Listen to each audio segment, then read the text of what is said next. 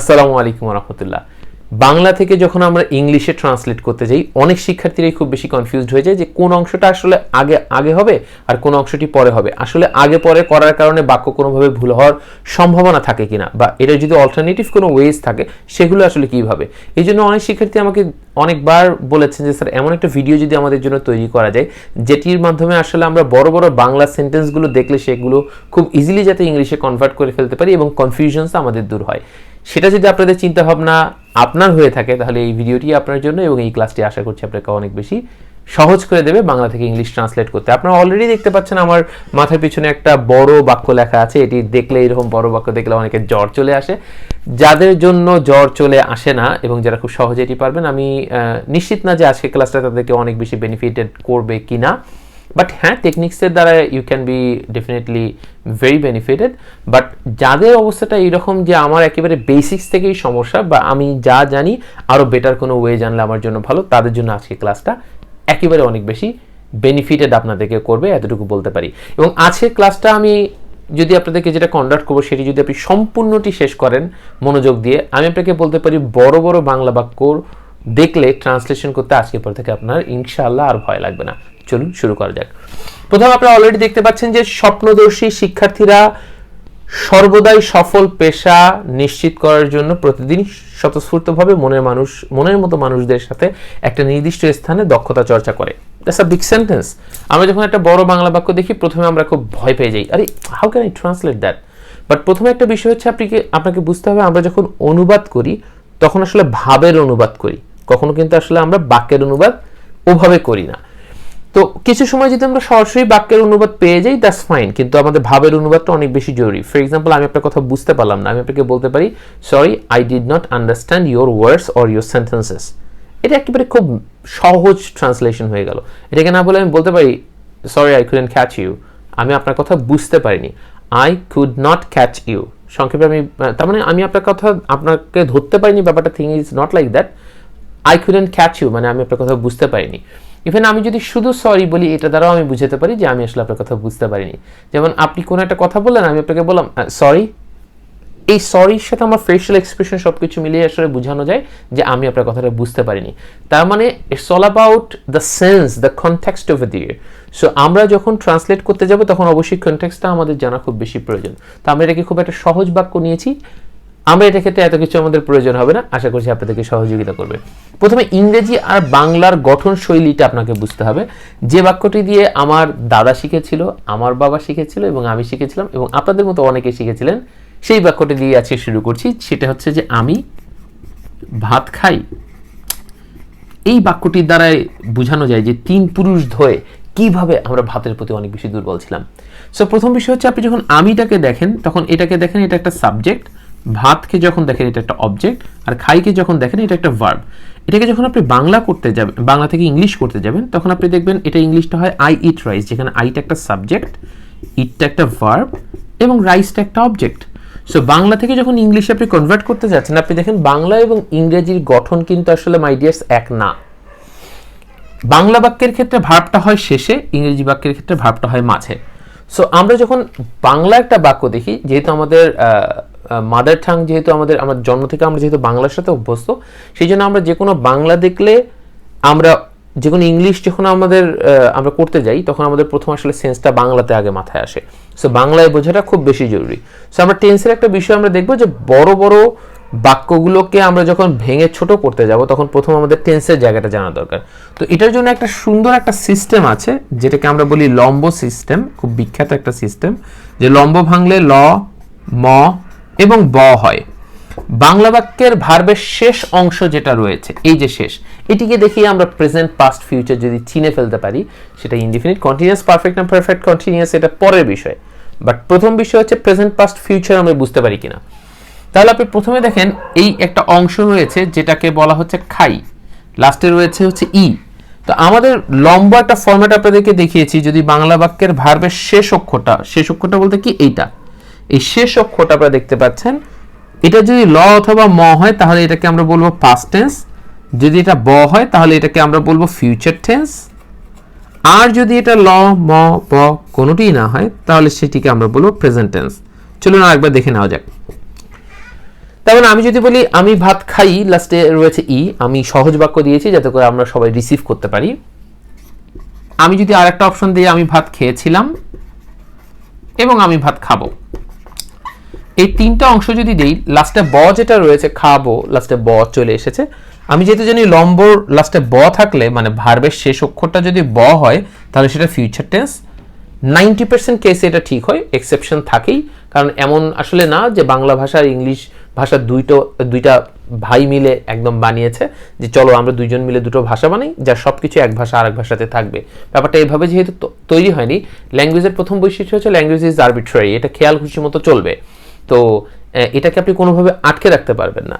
তো সেই জন্য ব্যাপারটা হলো যে আমাদের চেষ্টা করা কত বেশি সিমিলারিটি নিয়ে আমরা আসলে এটাকে ক্যাচ করতে পারি। তো প্রথম বিষয় হচ্ছে আমি যেটাকে বলছিলাম যে বাংলা বাক্যের ভার্বের শেষ অক্ষরটা যদি ব হয় তাহলে সেটা হবে ফিউচার, ল ম হলে তাহলে সেটা পাস্ট, আর যদি ল ম ব কোনোটি না হয় তাহলে সেটি হচ্ছে প্রেজেন্ট। তাহলে আমরা এইভাবে মনে রাখতে পারি যে ল ম পাস্ট, লম্ব ফার্স্ট, ব ফিউচার, লম্ব নাই প্রেজেন্ট, লম্ব ফার্স্ট, ব ফিউচার, লম্ব নাই প্রেজেন্ট। এভাবে আমার সাথে কয়েকবার প্র্যাকটিস করে ফেলতে পারেন। লম্ব ফার্স্ট, ব ফিউচার, লম্ব নাই প্রেজেন্ট। আমার সাথে বলেন লম্ব ফার্স্ট, ব ফিউচার, লম্ব নাই প্রেজেন্ট। আপনারা অনেকে আমার সাথে বললেন। সো চলুন আমরা দেখি, তাহলে একইভাবে আমরা যদি বলি আমি ইমেল পাঠাবো, তাহলে লাস্টে কি রয়েছে? পাঠাবো, তাহলে লাস্টে থাকলো ব, তাহলে এটা ফিউচার হয়ে গেল। আমি গতকাল আপনার মেইলটি পেয়েছিলাম, লাস্টে কি আছে? ম, পাস্ট। তাহলে আমি যদি বলি আমি প্রতিদিনই আমি 30 থেকে 35টা মেইলের রেসপন্স করি, আসলে এতগুলো সম্ভব না, আমরা 10টা ধরে নিলাম। সো 10 থেকে 15টা মেইলের আমি রেসপন্স করি। তো আপনি যখন বললেন রেসপন্স করি, লাস্টে কি রয়েছে? র, তার মানে ল ম ব কোনোটার মধ্যে পড়লো না, তাহলে এটা কি প্রেজেন্ট টেন্স। এখন আমাদের এত কিছু জানার এই যে ছোট্ট বিষয়টা আমরা জানলাম, এবং এই অল্প কিছুক্ষণের মধ্যে আমরা বুঝতে পারলাম যে বড় বড় বাক্য দেখলেও আমরা আসলে কিভাবে সেখান থেকে সেটা প্রেজেন্ট পাস্ট না ফিউচারে আছে এটা বুঝে ফেলবো। ধরুন একটা বাক্য এমন হলো, আমি সকালবেলা ঘুম থেকে উঠে লাফিয়ে উঠে রেডি হয়ে দৌড়ে নিচে নেমে একটা রিক্সা নিয়ে মেইন রোডে গিয়ে বাসে উঠে ঝুলতে ঝুলতে অফিসে গিয়ে দৌড়ে সিঁড়ি দিয়ে উঠে রুমে ঢুকে এসিটা হাতে নিয়ে এসিটা টার্ন অন করে সিটে বসে হেলান দিয়ে হা নিঃশ্বাস ছাড়লাম। That might be a very long sentence, but এত বড় বাক্যর পরে হচ্ছে যে আপনি হা নিঃশ্বাস ছাড়লাম, এইটা হচ্ছে আসলে মেইন ভার্ব। অনেক বড় বাক্য আপনি দেখলে যখন 4টা-5টা ভার্ব সেখানে থাকতে পারে, সেটি আপনার মুখ্য ব্যাপার হয় না। আপনার মুখ্য ব্যাপার হয় যে ভার্বটি সবার শেষে আছে সেটি হচ্ছে মূল ভার্ব। তো যেহেতু এখানে নিঃশ্বাস ছাড়লামটা সবার শেষে রয়েছে, তাহলে সেটা মূল ভার্ব, এবং ওটার উপর বেস করে আপনার টেন্সটা মূলত নির্ভর করবে। আপনি যদি বলেন যে আমি ঘুমাতে চাই, একেবারে খুব সহজ বেসিক লেভেলের বাক্য বলছি, যাতে করে যারা একেবারে বেসিক লেভেলে যাতে বুঝতে সমস্যা আছে তাদেরও যাতে আজকে ক্লাসটা বুঝতে সমস্যা না হয়। আপনি বলেন আমি ঘুমাতে চাই, এখানে ঘুমানোটাও একটা ভার্ব, চাইটাও একটা ভার্ব। কোনটা মূল ভার্ব হবে? আমরা একটু আগে বলেছি বাংলা বাক্য যেটা সবার শেষে ভার্বটা থাকবে সেটা হচ্ছে মূল ভার্ব। তবে সেই বাক্যটি যেন অবশ্যই রবীন্দ্রনাথ বা কাজী নজরুলের বা জীবনানন্দ দাশের ভার্ব না হয়, কারণ এটা যেন এমন না হয় যে বলেছিল আমায় সে, যেখানে ভার্বটাই সবার আগে আবার সাবজেক্টটা সবার শেষে। আমাদের অবশ্যই চিন্তা করতে হবে সাধারণ একটা বাংলা বাক্যকে ট্রান্সলেট করতে গিয়ে আমরা যাতে জীবনানন্দ দাশ, রবীন্দ্রনাথ বা কাজী নজরুল ইসলাম আমরা না হয়ে যাই। হ্যাঁ, তো চলুন আমরা যেটা দেখলাম যে এই চাইয়ের লাস্টে যা আছে এটার উপর বেস করে এটা প্রেজেন্ট পাস্ট বা ফিউচার হবে। ঠিক একইভাবে যত বাক্যই আপনি নেন না কেন, সেটা হতে পারে যে চর্চা করে, দক্ষতা চর্চা করে, তাহলে এটার লাস্টে কি আছে? ল ম ব নেই, তার মানে এটাও কিন্তু আসলে কোন টেন্স? এটা আসলে প্রেজেন্ট টেন্স। তা আমরা এতটুকু যেটাকে দেখলাম, আপনাদের যাদের এই অংশটি পছন্দ তারা চাইলে স্ক্রিনশট নিয়ে ক্রপ করে এই অংশটাকে রেখে দিতে পারেন। চলুন, স্ক্রিনশটের সময় শেষ, আমরা এটাকে ফিরে আসলাম। আমাদের যেটা মূল বিষয় থাকবে যে আমরা তো তাহলে বুঝে ফেলেছি আমাদের এতটুকু জানার মূল কারণ যে আমরা প্রেজেন্ট পাস্ট ফিউচারের ব্যাপারটা বুঝবো। তাহলে অলরেডি আমরা বুঝে ফেলেছি এই অংশটা প্রেজেন্ট হবে। তো আপনারা লম্ব ফরম্যাটের পরে এখন আমাদের কাজ হবে হচ্ছে আমরা যখন বড় ট্রান্সলেশনগুলো করতে যাব, বড় ট্রান্সলেশনগুলো করতে গেলে আমাদের প্রথম খেয়াল রাখতে হবে আমরা কোন অংশটা আগে খুঁজে বের করবো। আগে কি বাংলা খুঁজে বের করবো না আগে ইংলিশ খুঁজে বের করবো? লadies and gentlemen, আমরা বাংলাতে সাবজেক্ট বা অবজেক্ট কোনোটাই আগে খুঁজে বের করবো না। বাংলা বাক্যের ক্ষেত্রে বাংলা বাক্য থেকে যখন ট্রান্সলেট করতে যাব আমাদের প্রথম আমরা খুঁজে বের করবো ভার্ব। কেন আমরা ভার্ব খুঁজে বের করবো? সমস্ত প্রশ্নের উত্তর জানে হচ্ছে ভার্ব।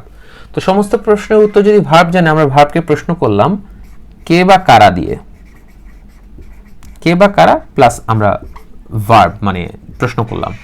ভার্বটা কি? চর্চা করে।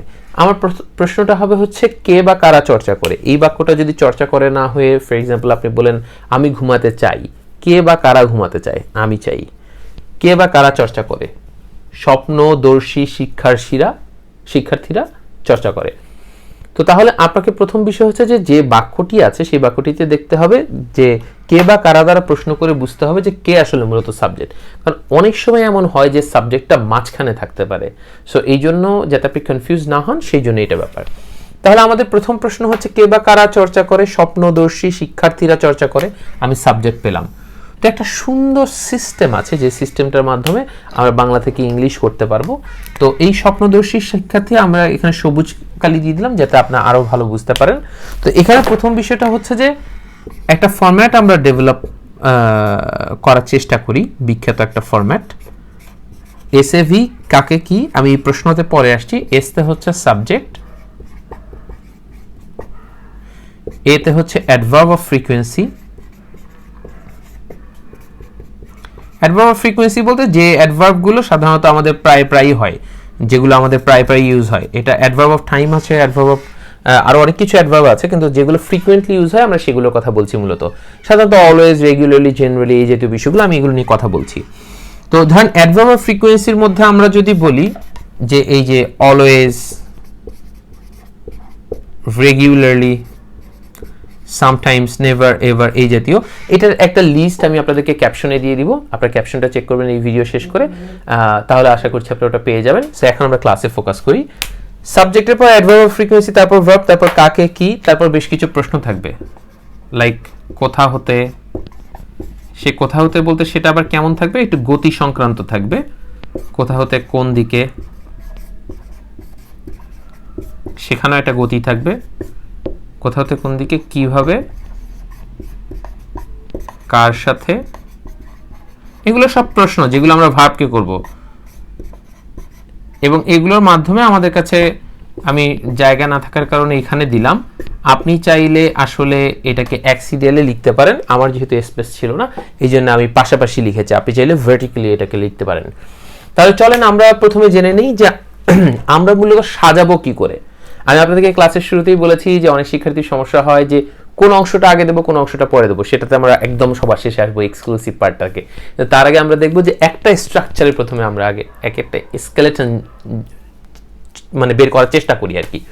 তাহলে প্রথম বিষয় হচ্ছে যে আমাদের যে কাজটা করতে হবে যে আমরা সাবজেক্ট খুঁজে বের করেছি যে চর্চা করে, কে বা কারা চর্চা করে? স্বপ্নদর্শী শিক্ষার্থীরা চর্চা করে। তারপরে অ্যাডভার্ব অফ ফ্রিকোয়েন্সি যদি আমাদের এই পুরো বাক্যের ভিতর থাকে like always, generally, regularly, occasionally, casually, usually, এই জাতীয় জিনিসগুলো যেটা আমরা অলরেডি ক্যাপশনে দিয়ে দিব আপনাদেরকে, এগুলো যদি কোনো কিছু থাকে সেগুলো সাধারণত সাবজেক্টের পরেই হয়। যেমন আমরা কখনো কিন্তু বলি না he always goes to school, না বলে আমরা কিন্তু কখনো ছোটবেলাতে বলতাম না he goes to school always, he goes to office always, এভাবে বলতাম না, he always goes to office. তার মানে সাধারণত সাবজেক্টের পরে দিলেই বেশি সুন্দর লাগে, যদিও বা এটা পরে না দিয়ে, সাবজেক্টের পরে না দিয়ে আর একটু দূরে দিলে ভুল হয়ে যাবে, ব্যাপারটা একেবারেও ওরকম না। কারণ সামটাইমস আমরা দেখি সামটাইমস কথাটা যদি সাবজেক্টের আগে হয় বেশি সুন্দর লাগে। সামটাইমস হি প্লেস ক্রিকেট আমরা বলি অনেক সময়। আবার আমরা কিছু কিছু ক্ষেত্রে দেখি যে ফর এক্সাম্পল রেগুলারলি, এটা যদি আমাদের সাবজেক্টের পর ভার্ব হয়ে যায় তারপরে আসে, যেমন হি কামস হিয়ার রেগুলারলি, শেষে দিলে আরো বেশি সুন্দর লাগে। So it depends. তো এটার কারণে একেবারে খুব মেজর লেভেলে ভুল হয়ে যায় ব্যাপারটা তা না। তো তাহলে আমাদের প্রথম বিষয় হচ্ছে যে সাবজেক্টের পরে যদি আমরা অ্যাডভার্ব অফ ফ্রিকোয়েন্সি পাই তাহলে সেটাকে বসাবো, কোন ক্রোনোলজিতে বসাবো সেটি একটি চার্ট বা সিস্টেম নিয়ে আমরা কথা বলছি। তাহলে সর্বদাই মানে কি? সর্বদাই বলতে হচ্ছে যে আমরা যেটাকে বলি যে অলওয়েজ। তাহলে আমরা একটা পেলাম, যেহেতু অ্যাডভার্ব অফ ফ্রিকোয়েন্সির কথা আমাদের আছে, এস এ, আমরা সিরিয়াল ওয়াইজ যাব, পেলাম। তারপর ভার্বটা কি? আমরা অলরেডি পেয়েছি ভার্বটা যে চর্চা করে, এস এ ভি, আমরা এই তিনটা পেয়েছি। যে সিরিয়াল ওয়াইজ কিভাবে দেখেন এলোমেলো, কিন্তু সাবজেক্ট প্রথমে, তারপর এটা হলো, তারপর এদিকে আসলো, এবার এদিক সেদিক যাবে, সব কনফিউজ হওয়ার মতো এনাফ জিনিসপত্র আছে। হ্যাঁ, চাইলে আপনি একটু চেষ্টা করলেই কনফিউজ হয়ে যেতে পারবেন। তাহলে চলুন আমরা দেখি। এরপর আমরা প্রশ্ন করব। এই সমস্ত প্রশ্নগুলো যখন করব, তার এই প্রশ্নগুলো আমরা কাকে করব? ভার্বকে করব। এই সমস্ত প্রশ্নগুলো আমরা ভার্বকে করব। তাহলে আমাদের প্রথম প্রশ্ন হচ্ছে যে কাকে প্লাস ভার্বটা কি চর্চা করে। আমার সাথে এভাবে প্রশ্ন করুন, কাকে চর্চা করে, কি চর্চা করে, কোথা হতে চর্চা করে, কোন দিকে চর্চা করে, কিভাবে চর্চা করে, কার সাথে চর্চা করে, কোথায় চর্চা করে, কখন, কেন চর্চা করে। তাহলে এইভাবে আপনাকে বারবার বলতে হবে। তাহলে আমার সাথে বলে ফেলেন কাকে চর্চা করে, কি চর্চা করে, কোথা হতে চর্চা করে, কোন দিকে চর্চা করে, কিভাবে চর্চা করে, কার সাথে চর্চা করে, কোথায় চর্চা করে, কখন চর্চা করে, কেন কেন চর্চা করে, এইভাবে বারংবার বলে ফেলতে হবে কয়েকবার। আপনি ভিডিওটা পজ করে কয়েকবার এইভাবে বলে নেন, তাহলে আপনার আজকের ক্লাসটার বেনিফিটটা আপনি আরো বেশি নিতে পারবেন। তাহলে এইটা যখন হয়ে গেল, আমরা তাহলে একটু মোটামুটি মুখস্থ করে ফেলি যে এই কোয়েশ্চেনের মানে এই কোয়েশ্চেন করার যে ধরনগুলো আছে এটা কিভাবে আমরা কোয়েশ্চেনগুলো করব। তাহলে আপনার প্রথমে কি SAV কাকে কি, কোথা হতে, কোন দিকে, কিভাবে, কার সাথে, কোথায়, কখন, কেন। তাহলে এভাবে একটু মুখস্থ করে ফেলি। SAV কাকে কি, কোথা হতে কোন দিকে, SAV কাকে কি, কোথা হতে কোন দিকে, কিভাবে, কার সাথে, কোথায়, কখন, কেন। দ্রুত একটু মুখস্থ করে ফেললেন SAV কাকে কি, কোথা হতে কোন দিকে, কিভাবে, কার সাথে, কোথায়, কখন, কেন। আরো যদি দ্রুত পড়তে চান SAV কাকে কি, কোথা হতে কোন দিকে, কিভাবে, কার সাথে, কোথায়, কখন, কেন, এভাবে বারংবার পড়ে 10 বার মুখস্থ করে ফেলবেন এটা, সো দ্যাট আপনি ট্রান্সলেট করতে গেলে যাতে খুব দ্রুত আপনার ব্রেন আপনাকে এটা সাপোর্ট দিতে পারে। তাহলে আমরা যেটা বললাম যে SAV কাকে দিয়ে আমরা প্রশ্ন করব, কাকে চর্চা করে। প্রথমে আমরা খুঁজে বের করব যে ছোট্ট অংশটা ট্রান্সলেট করব। আমাদের বড় সমস্যা হয় বড় বড় বাক্যগুলো দেখলে বড়ভাবে আমরা ট্রান্সলেট করতে চাই, কিন্তু আমরা ট্রান্সলেট করার সময় একটু ছোট করে নিব, তারপর সেই অংশটাকে ট্রান্সলেট করব। তাহলে চর্চা করে কে বা কারা চর্চা করে সেটা তো আমরা অলরেডি পেয়েছি। কাকে চর্চা করে, কোনো কাকে বলতে কোনো ব্যক্তিকে, আমাদের কিন্তু বাংলায় সমস্যা রয়েছে, রহিমকে, করিমকে, অমুককে, তমুককে, এইরকম। যেমন আমি বললাম যে আমি অমুককে অপছন্দ করি, সো তাহলে আমি বললাম অমুককে, দ্যাট মিনস আই হেট, আপনি ওই ব্যক্তিটার নাম বললেন তাকে। তাহলে আমি অনেক রেসপেক্ট করি, আই রেসপেক্ট, আপনি সেটাও বলে ফেললেন। তাহলে একইভাবে হচ্ছে কোনো ব্যক্তিকে হবে। তো অনেক সময় অনেকে বলে ফেলে কাকে চর্চা করে, অনেকে বলে দক্ষতা চর্চা করে। আসলে দক্ষতা কোনো ব্যক্তি না, তো দক্ষতা হচ্ছে যে কি অনুশীলন করে। সো কি অনুশীলন করে যখন আপনি বলবেন তখন হচ্ছে আসলে দক্ষতা এইটার ব্যাপার চলে আসবে, যে কি অনুশীলন করে বা কি চর্চা করে, তখন হচ্ছে দক্ষতা চর্চা করে। কাকে কি, কোথা হতে, কোথা হতে বলতে ডান থেকে বামে, বাম থেকে ডানে, দক্ষিণ থেকে উত্তরে, উত্তর থেকে পশ্চিমে, এখান থেকে ওখানে, ওখান থেকে এখানে, একটা লোকেশন বুঝাবে। ইট মাইট বি জিওগ্রাফিক লোকেশন অথবা যে কোনো লোকেশনই বা যে কোনো ধরনের ব্যাপার বুঝাবে। সো একটা প্লেস থেকে বা দিক থেকে, তাহলে কোথা হতে হতে পারে, কোন দিকে হতে পারে, এগুলো কিন্তু এই বাক্যের ভিতরে নাই, যে ডান থেকে বামে, বাম থেকে ডানে, উত্তর থেকে দক্ষিণে, এরকম কোনো কিছু কিন্তু নাই। তাহলে কোথাও থেকে এই বাক্যের মধ্যে আমরা খুঁজে পেলাম। যখনই আমি খুঁজে পাবো না তখনই আমি স্কিপ করে পরেরটাতে চলে যাব। কোন দিকে, আমি এই বাক্যে খুঁজে যেহেতু পেলাম না, আমি পরেরটাতে চলে যাব। কিভাবে অনুশীলন করে, আমরা এখানে অলরেডি পেয়েছি, এই যে স্বতঃস্ফূর্তভাবে অনুশীলন করে। কিভাবে অনুশীলন করে, স্বতঃস্ফূর্তভাবে, আমি কিন্তু পেলাম। কিভাবে, কার সাথে অনুশীলন করে, মনের মতো মানুষদের সাথে, আমি কিন্তু পেলাম। কার সাথে অনুশীলন করে, মনের মতো মানুষদের সাথে অনুশীলন করে। কোথায় অনুশীলন করে, একটা নির্দিষ্ট স্থানে অনুশীলন করে। কোথায় অনুশীলন করে, একটা নির্দিষ্ট স্থানে অনুশীলন করে। কখন অনুশীলন করে, আপনি স্পেসিফিক একটা টাইম আছে, প্রতিদিন অনুশীলন করে। কেন অনুশীলন করে, সফল পেশা নিশ্চিত করার জন্য অনুশীলন করে। দেখেন পুরো একটি বড় বাক্যকে আমি কয়েকটা সেগমেন্টে, এখানে কয়েকটা সেগমেন্ট করে ফেলেছি এখানে। সো এই জিনিসগুলোকে ভাগ ভাগ করে এখন আমরা ট্রান্সলেট করব। আমরা অলরেডি যেহেতু মুখস্থ করে ফেলেছি SAV কাকে কি, কোথা হতে কোন দিকে, কিভাবে, কার সাথে, কোথায়, কখন, কেন, আমি এটাকে মুছে দিচ্ছি। তার আগে একটা স্ক্রিনশট নেওয়ার টাইম দিচ্ছি, আপনারা স্ক্রিনশট নিয়ে নিতে পারেন পজ করে। আশা করি স্ক্রিনশট নিয়ে ফেলেছেন। চলুন এখন আমরা তাহলে দেখে ফেলি যে এই যে টোটাল অংশটা আমাদের গেল, এখন আমাদের ট্রান্সলেশনে পারা, যে একটা বড় বাক্যকে আমরা একটা ডেমো ট্রান্সলেশন করিয়ে দেখাচ্ছি কত ইজিলি করতে পারি। প্রথম হচ্ছে আমরা সাবজেক্ট পেয়েছি, কেন আমরা প্রথম হচ্ছে ভার্বকে জিজ্ঞাসা করেছি, ভার্বটা আমরা খুঁজে বের করেছি বাংলা বাক্যের শেষে, তারপর ভার্বকে প্রশ্ন করেছি সে প্রেজেন্ট, পাস্ট না ফিউচার। এই যে চর্চা করে, এটার মাধ্যমে আমরা বুঝতে পেরেছি এটা প্রেজেন্ট, কারণ লাস্টে যেহেতু ল ম ব নাই। তাহলে চর্চা করে কে বা কারা চর্চা করে, স্বপ্নদর্শী শিক্ষার্থীরা। বাংলাটা অনেক কঠিন কিন্তু ইংলিশটা অনেক সহজ। স্বপ্নদর্শী বলতে ভিশনারি, মানে যারা অনেক দূরের ব্যাপারটাকেও গেস করতে পারে কি কি লাগবে। ভিশনারি লার্নার্স আমরা বলেছি। কেন আমরা স্টুডেন্টস না বলে লার্নার্স বলেছি, কারণ স্টুডেন্টস বললে আমরা অনেক সময় ইউনিভার্সিটি বা এই জাতীয় কোনো কিছুতে আমরা ফ্রেমে বেঁধে ফেলি, বাট লার্নার্স হচ্ছে they might be learning something at the age of 70, কারণ অনেকে এমন আছে যে আমাদের কাছে মনে হয় যে I love to learn something, so it might be at the age of 70 or more than 70, but I love it and I can do it. So আপনি তাদেরকে যেহেতু ইনস্টিটিউশনালাইজড কোনো কিছু দিচ্ছেন, আপনি তাদেরকে স্টুডেন্ট বলতে পারবেন না, better you treat them as a learner. So তাহলে ভিশনারি লার্নার্স আমি যদি চিন্তা ভাবনা করি যে যারা আসলে ছাত্র জীবন থেকেই হয়তো বা অনেক বেশি ফোকাস করে, তো ভিশনারি লার্নার্সদের কথা আমরা কি বললাম, যে এরপরে আমাদের সাবজেক্টের পরে আমাদের প্রথম কাজটা কি থাকবে, অ্যাডভার্ব অফ ফ্রিকোয়েন্সি খোঁজা। পুরো বাক্যের মাঝে কি অ্যাডভার্ব অফ ফ্রিকোয়েন্সি মানে অলওয়েজ, রেগুলারলি, জেনারেলি এগুলো কোনো কিছু আছে? আমরা অলরেডি দেখতে পাচ্ছি যে সর্বদাই এই কথাটা আছে। সো যেটা ইংলিশ হচ্ছে অলওয়েজ, সো আমি এটাকে বসে দিলাম অলওয়েজ। আমার দুটো অংশ হয়ে গেল। এস এ ভি, আমাদের অংশটা কি ছিল? এস এ ভি কাকে কি? আমি আপনাদের সুবিধার জন্য আবার এখানে একটু লিখে রাখছি, হ্যাঁ। সো এস এ ভি কাকে কি? এস তো আমি পেয়েছি, সাবজেক্ট পেলাম, তারপর অ্যাডভার্ব অফ ফ্রিকোয়েন্সি অলওয়েজ পেলাম, ভার্ব, ভার্বটা হচ্ছে চর্চা করা। চর্চা করা মানে হচ্ছে আসলে অনুশীলন করা, যেটাকে আপনি বলতে পারেন প্র্যাকটিস। এখন আপনার ব্যাপারটা হচ্ছে এটা প্র্যাকটিস হবে না প্র্যাকটিসেস হবে? যারা একেবারে বেসিক লেভেল থেকে চিন্তা ভাবনা করছেন আপনাদের জন্য বলছি, দে গো অথবা দে গোস কোনটা হয়? আপনারা অনেকেই খেয়াল করেন বা না করেন, আপনি নর্মালি বুঝতে পারেন যেটা দে গো হবে, দে গোস কোনোভাবে হওয়ার সম্ভাবনা নেই, কারণ দে হচ্ছে একের অধিক, যেটা হলে পরে এস বা ইএস যুক্ত হয় না। তো একইভাবে দে গো হতে পারে, দে অ্যাপ্লাই হতে পারে, দে প্লে হতে পারে, দে রান হতে পারে, দে সেন্ড ইমেইল হতে পারে, অনেক কিছু হতে পারে। তো ঠিক একইভাবে যেহেতু এটা একের অধিক, লার্নার্সও একের অধিক, সো এক্ষেত্রেও এস বাই এস হবে না, প্র্যাকটিস শুধু প্র্যাকটিসই থাকবে।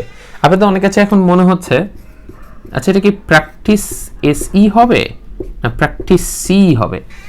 দেখেন আমাদের অনেক বেশি কনফিউশন হয়, কারণ ব্রিটিশরা যুদ্ধ করেছে, আমেরিকানরা যুদ্ধ করেছে, প্রত্যেকে তাদের মতো করে স্বাধীন হয়েছে, মাঝখানে পড়ে গেছি আমরা, ব্রিটিশরা আমাদেরকে শাসন করেছে 190 বছর, আমেরিকানরা আমাদেরকে প্রযুক্তির মাধ্যমে ডমিনেট করছে। আমরা আসলে মাঝখানে পড়ে গিয়ে আমরা কনফিউজড হয়ে গেছি যে কোন ফরম্যাটটা আমাদের আসলে ফলো করা উচিত। সেটাতে কোনোই সমস্যা নেই, ইটস অল রাইট, তবে আপনি যে কোনো একটাতে যদি ফোকাস করেন তাহলে ভালো হয়। বাট এটা নিয়ে খুব বেশি কনসার্ন হওয়ার কোনো কিছু নাই, কারণ আপনি চাইলেও আসলে আমরা নেটিভ স্পিকার হতে পারবো না, আমরা নেটিভ স্পিকার অনেক কাছাকাছি চলে যেতে পারি, কিন্তু নেটিভ স্পিকার বা নেটিভ রাইটার আমাদের জন্য হওয়া খুব কঠিন এবং ইম্পসিবল যদি আপনি 12-13 বছরের পরে শুরু করেন জার্নিটা। হ্যাঁ, সায়েন্টিফিক কিছু ব্যাপার আছে। তো আমরা বললাম প্র্যাকটিস, তাহলে এখন আমেরিকানরা যেহেতু ব্রিটিশরা বলছে এটা হচ্ছে ভার্ব, এসিটা ভার্ব আর সিটা হচ্ছে নাউন, আর আমেরিকানরা বলছে দুইটাই, সিটা এটা নাউনও হতে পারে ভার্বও হতে পারে। তো আমরা আমেরিকানটাই বেশি চিন্তা করি, কারণ আমেরিকানরা অনেক কিছু সিম্পলিফাই করে ফেলে গ্রামারের ক্ষেত্রে। সো আমরা যেটা বলছি যে ভিশনারি লার্নার্স অলওয়েজ প্র্যাকটিস, কাকে প্র্যাকটিস করে? এই যে চর্চা করে, কাকে চর্চা করে? এই বাক্যে নাই। কি চর্চা করে? দক্ষতা চর্চা করে। তো দক্ষতার ইংলিশ কি? শুধু অতটুকুর ইংলিশ, এই দক্ষতা এতটুকুর ইংলিশ শুধু কি? স্কিলস। কি চর্চা করে? স্কিলস চর্চা করে। আচ্ছা, কোথা হতে চর্চা করে? কোথা হতে কি আমাদের মাঝে আছে? কোথা হতে নেই। কোন দিকে চর্চা করে? বাক্যের মধ্যে নেই। কোথা হতে কোন দিকে? কিভাবে চর্চা করে আছে? হ্যাঁ, আমরা অলরেডি পেয়েছি, স্বতঃস্ফূর্তভাবে চর্চা করে। স্বতঃস্ফূর্তভাবে ইংলিশ কি? সুন্দর একটা ইংলিশ আছে, স্পন্টেনিয়াসলি। এর থেকে সুন্দর ইংলিশ মনে হয় স্বতঃস্ফূর্তভাবে এর ক্ষেত্রে হয় না। আপনারা অনেকে চিন্তা ভাবনা করছেন যে হ্যাঁ উইলিংলি দিতে পারি কিনা। হ্যাঁ দিতে পারেন, বাট স্পন্টেনিয়াসলিটা অনেক বেশি ফিট করে এখানে। তাহলে সেক্ষেত্রে আমরা যদি বলি visionary learners always practice skills spontaneously, কিভাবে? তাহলে আমাদের কয়েকটা ব্যাপার থাকলো, কি কিভাবে, কার সাথে, কোথায়, কখন, কেন, তাই না? কিভাবে, কার সাথে, কোথায়, কখন, কেন। তাহলে চলুন আমরা দেখি কিভাবে আমাদের কাছে গেছে। কার সাথে? কার সাথে? মনের মতো মানুষদের সাথে। যে কোনো কিছু সাথে বললে আমরা আসলে উইথ দিয়ে বুঝাই, আর মনের মতো মানুষ বলতে হচ্ছে আসলে লাইক মাইন্ডেড পিপল। হ্যাঁ, উইথ, শুধু এতটুকুরই ইংলিশ করব, যতটুকু আমাদের এখানে আছে ভাগ করে নিয়েছি, এতটুকুরই শুধু ইংলিশ করব, উইথ লাইক মাইন্ডেড পিপল। আচ্ছা, খুবই ভালো কথা যে আমরা নিজেদের মনের মতো মানুষের সাথে আমরা প্র্যাকটিস করব। তো তাহলে এখানে ব্যাপারটা হচ্ছে যে কিভাবে, কার সাথে, কোথায় অনুশীলন করব বা কোথায় চর্চা করব? একটা নির্দিষ্ট স্থানে আমরা পেয়েছি, একটা নির্দিষ্ট স্থানে। এই যে কোন একটা নির্দিষ্ট স্থানে হচ্ছে যে আমরা যদি বলি একটা নির্দিষ্ট স্থান হচ্ছে স্পেসিফিক, আপনি যদি বলেন আ স্পেসিফিক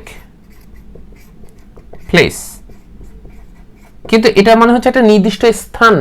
কিন্তু আপনি যখন বলছেন একটা নির্দিষ্ট স্থান এ, এই এ এক্সট্রা যেটা বলছেন এটার জন্য একটা প্রিপোজিশন হয়। যেমন ঢাকায় আপনি বলেন আমি নোয়াখালীতে, এই যে এক্সট্রা কিছু জিনিস যোগ করছেন, এটার কারণে আপনি বলছেন আমি রংপুরে, এই যে এক্সট্রা এ যোগ করছেন, এইটার কারণে আসলে ইংলিশে প্রিপোজিশন হয়। তাহলে সেক্ষেত্রে আই স্পেসিফিক প্লেস এ, স্থান এ, যেহেতু স্পেসিফিক প্লেসের আগে কি বসাবো আমরা? অ্যাট বসাবো। তাহলে সেক্ষেত্রে কি হবে? অ্যাট আ স্পেসিফিক প্লেস গেল, কোথায়, কিভাবে, কার সাথে, কোথায়, কখন অনুশীলন করে, আমরা অলরেডি পেয়েছি প্রতিদিন অনুশীলন করে। প্রতিদিনের ইংলিশটা এভরিডে। আমরা বেশিরভাগ ক্ষেত্রেই 99% ইংলিশ গ্র্যাজুয়েটদেরকে আমি দেখেছি যে তারা এভরিডেটাকে একসাথে করে এভাবে লেখে।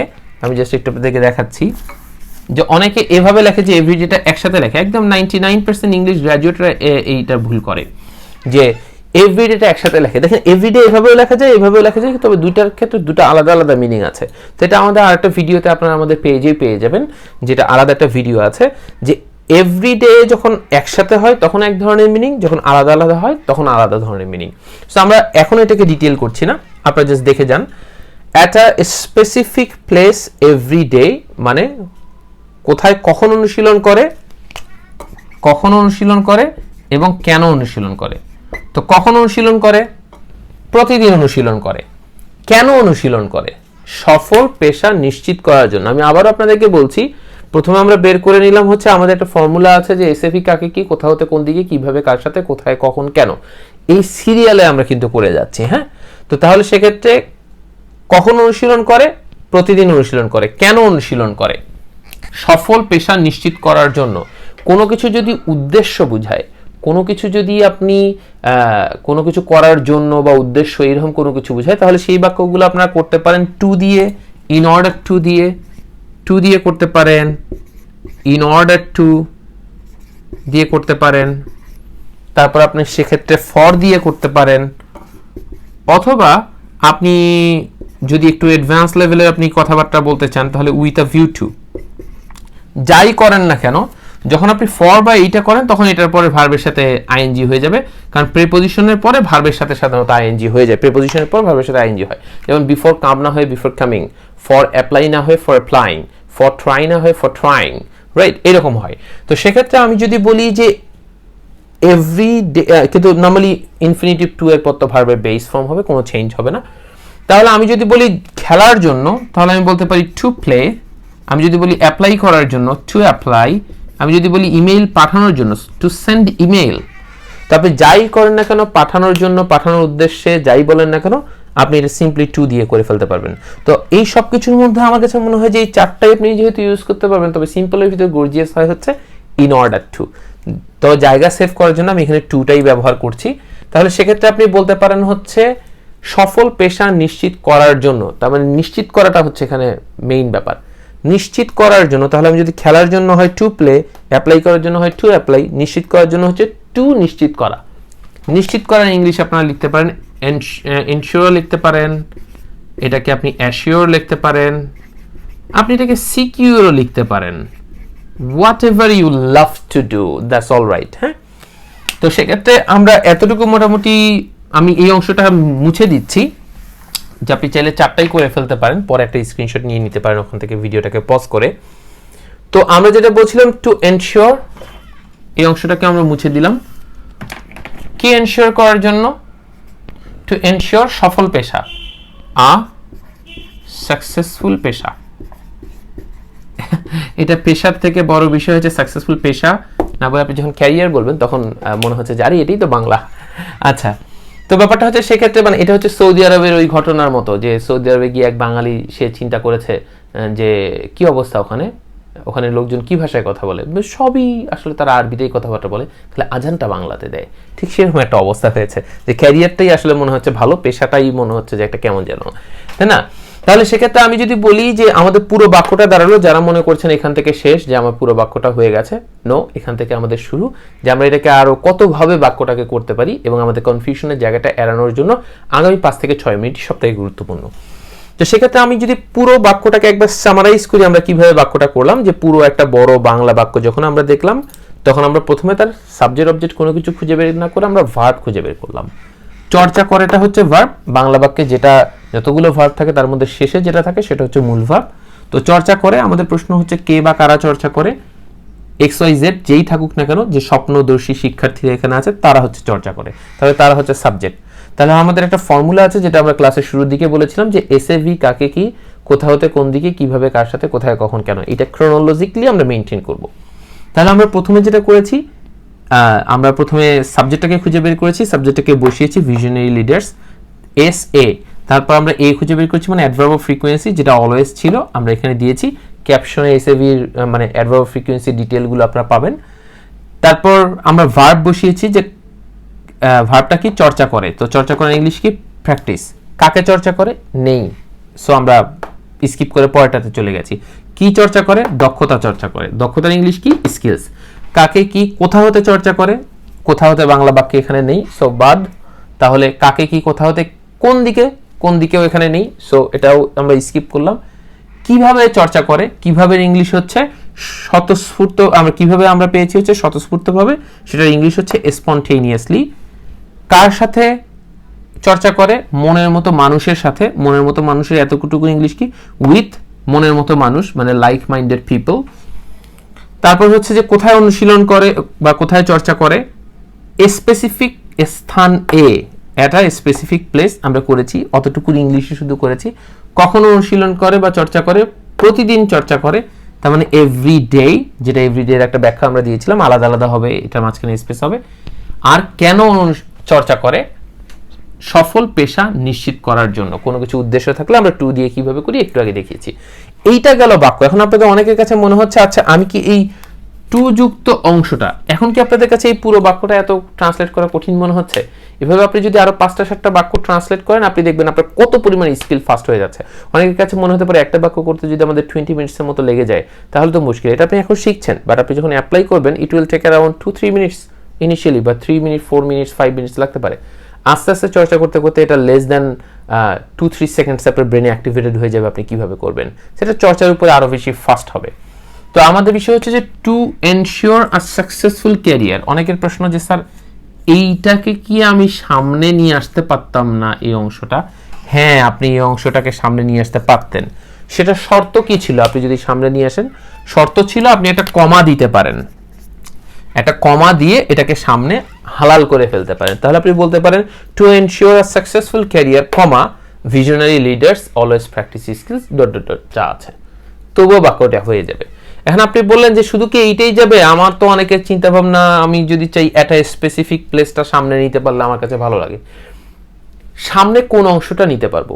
প্রেপোজিশন যুক্ত যে অংশটা আছে অথবা ইনফিনিটিভ টু যুক্ত যে অংশটা আছে ওটাকে চাইলে আমরা সামনে নিতে পারবো। চলুন আমরা বক্স করি ওই অংশগুলো। প্রেপোজিশন যুক্ত অংশ এখানে কোনটা কোনটা আছে? যেমন with like minded people, at a specific place. তারপর ইনফিনিটিভ টু দ্বারা কি আছে? To ensure. আর আরেকটা অংশ আছে যে এভরিডে। এভরিডে আগে একটা প্রেপোজিশন আছে এই জায়গাটাতে, যেটাকে আমরা বলি নো প্রেপোজিশন, যে কোনো প্রেপোজিশন কিছু কিছু জায়গায় বসে না। যেমন আপনি যদি বলতেন প্রত্যেকদিন সকাল, তাহলে আপনি এভরি মর্নিং বলতেন, তার আগে কিন্তু কোনো ইন অন অ্যাট কোনো কিছু বসলো না। কিন্তু আপনি যদি এটাকে বলে ফেলতেন যে শুধু সকাল, তখন কিন্তু ইন দ্য মর্নিং হতো, তার মানে সামনে একটা ইন বসলো। আপনি যদি বলতেন দুপুরবেলা, তাহলে আপনার অ্যাট নুন হতো, সামনে একটা অ্যাট বসতো। কিন্তু আপনি যখন বলছেন প্রতি দুপুর, তখন এভরি নুন, তার আগে হচ্ছে না, তার মানে এভরি, নেক্সট, তারপর লাস্ট, এগুলোর আগে সাধারণত ইন, অন, অ্যাট এগুলো বসে না। এটা প্রেপোজিশনের রুল, সেটা আমরা প্রেপোজিশনের কোনো এক ক্লাসে দেখব। তো এই 4টা জিনিস হচ্ছে যেটা প্রেপোজিশনে একটা যুক্ত আছে বা ইনফিনিটিভ টু যুক্ত আছে। আপনি চাইলে এটাকে সামনে নিতে পারবেন, একটা অংশকে সামনে নিয়ে যাবেন, একটা কমা দিয়ে শুধু বুঝাবেন এটা আপনি এখান থেকে টেনে নিয়ে এসেছেন, that will be all right. এখন আপনাদের প্রশ্ন, সবই তো বুঝলাম, কিন্তু আমার তো মন চায় যে আমি 2টা অংশ টেনে নিয়ে যাব সামনে, দ্যাটস অলসো হালাল। ঠিক আছে, সেটা কিভাবে হালাল? আপনি চাইলে এই 2টা অংশকে সামনে নিয়ে গেলে সেক্ষেত্রে 2টা অংশকে সামনে নিয়ে চাইলে একটা কমাও দিতে পারেন, 2টা অংশকে সামনে নিয়ে চাইলে আপনি 2টা কমা দিতে পারেন, 3টা অংশকে সামনে নিয়ে গেলে আপনি 3টা কমা দিতে পারেন, মানে প্রত্যেকটাকে আলাদা আলাদা। লাইক আপনি বললেন যে two ensure a successful career comma with like-minded people, comma, at a specific place, comma, তারপরে আপনি দেখা যাচ্ছে যে আপনি বললেন every day visionary learners always practice, এটা ওটা, তাও হয়ে যাবে, তবু ভুল হবে না। কিন্তু আমাদের বারংবার আমি বলেছি যে ট্রান্সলেট করতে গেলে আপনাকে একটা জিনিস খেয়াল রাখতে হবে। আমরা ইংলিশ শিখতে গেলে বড় সমস্যাটা হয় যে আমরা খালি চিন্তা করি কোনটা ভুল হবে, কোনটা ভুল হবে, কোনটা ভুল হবে। কিন্তু আমাদের শিখতে গেলে আসলে খেয়াল রাখা দরকার কিভাবে চেষ্টা করলে আসলে ভুল হবে না, ভুল অ্যাভয়েড করাটা জরুরি। ঠিক আছে? তো ব্যাপারটা হলো যে আপনি যখন ইংলিশটাকে শিখতে যাচ্ছেন বা ট্রান্সলেট করতে যাচ্ছেন, আমরা যখন ফোকাস করি কোনটা ঠিক হবে এটাতে, তখন আমাদের লার্নিং প্রবলেম হয়। আমাদের বাংলাদেশের লার্নিং সিস্টেমে খুব একটা বড় প্রবলেম হয় হচ্ছে বেশিরভাগই আমরা এমনভাবে ফোকাসড হই যে লাইক কোনটা সঠিক, কারেক্ট আনসার কোনটা সঠিক হবে এইটার দিকে ফোকাস করি, চারটা যদি অপশন থাকে। কিন্তু আসলে সিস্টেমটা হওয়া উচিত ইলিমিনেশন প্রসেস। এই চারটার মধ্যে কোন তিনটা হবে না, তারা কেন হবে না, এভাবে যদি আপনি লার্নিংকে ফোকাস করেন, তখন একটা সময় পরে যে দেখবেন আপনার অনেক ডিটেইলড ইনফরমেশন আছে, যে কোনো একটা আননোন টাইপের কোনো কোয়েশ্চেন বা ট্রান্সলেশন বা কোনো কিছু, যে কোনো কিছু আপনার লার্নিংয়ের রিলেটেড আসলে আপনি সেটাকে টেক কেয়ার করতে পারবেন এবং খুব সফটলি ম্যানেজ করে আবার সেখান থেকে আনসার বের করে আনতে পারবেন। কিন্তু আমরা যখন প্রথমে কারেক্ট আনসার বেসড বা ওই ফোকাস হয়ে যাই, তখন হঠাৎ করে যখন একটু চেঞ্জ হয়ে যায় আমরা কনফিউজড হয়ে যাই। তো এই জন্য ইলিমিনেশন প্রসেসে শিখবেন, এটা কেন নয়, এটা কিভাবে নয়, এটা ডিটেইলিং দরকার। তো তাহলে আমরা বললাম যে এই এতভাবেও আমরা চাইলে সামনে নিয়ে এসে বাক্যটা করতে পারি এবং তাতেও ভুল হবে না, that would be all right. তাহলে আজকে আমরা দেখলাম যে একটা বাক্য আরো কতভাবে করতে পারি। এখন আপনাদের কাছে মনে প্রশ্ন আসতে পারে যে আসলে আরো কতভাবে হতে পারতো। আমি দেখতে চাই যে যারা আজকে পুরো ক্লাসটা করেছেন তারা এই প্রত্যেকটা বাক্য, একটা করে বাক্য আরো কতভাবে হতে পারে। ফর এক্সাম্পল, একটা হতে পারে ভিশনারি লার্নার্স যেটা আমি লিখেছি, আর একটা হতে পারে টু কমা দিয়ে এই to ensure a successful career comma, তারপর বাকি অংশটা। একটা হতে পারে with like minded people comma, বাকি অংশটা। একটা হতে পারে at a specific place comma visionary learners, বাকি অংশটা। এরকম করে যতগুলো হয়, তবে এভরিডে সামনে নিলে কমা হবে না, কারণ এখানে প্রিপোজিশনটা ভিজিবল না।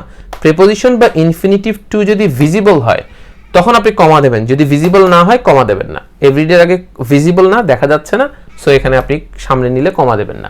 তো এভাবে যতভাবে এই বাক্যটা সম্ভব আপনারা যদি সত্যিকার অর্থেই বুঝে থাকেন, তাহলে আসলে কমেন্ট সেকশনে আপনারা এটাকে জানিয়ে দিন এবং আমি দেখতে চাই যে কারা কারা আসলে সঠিকভাবে এটা করেছেন, এবং আপনি আরও বেশি শেয়ার করেন যাতে আপনার পরিচিতরাও এটা থেকে অনেক বেশি লার্নিং পায়। তো আজকে আমরা দেখলাম যে কত সহজে আমরা বড় বড় বাক্যকে ভেঙে ছোট করে আমরা ট্রান্সলেট করতে পারি। আপনি যদি এটা এনজয় করে থাকেন, বারংবার প্র্যাকটিস করেন, এবং আপনারা আরও বেশ কিছু বাক্য বড় বড় দেখে বেশ কিছু বাক্য আপনারা চাইলে নিউজ পেপার থেকে ছবি তুলে দিয়েন না, ঠিক আছে? এইরকম যদি কোনো বাক্য থাকে তাহলে সেটাকে আপনারা কমেন্ট সেকশনে দিয়ে দেন।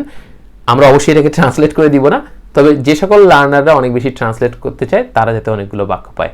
সো স্কিল ডেভেলপ করতে থাকুন। আমরা বিশ্বাস করি স্কিল সিকিউরস সাকসেস। সো আপনার স্কিল আপনার সাকসেসকে সিকিউর করুক। আল্লাহ হাফেজ, টাটা।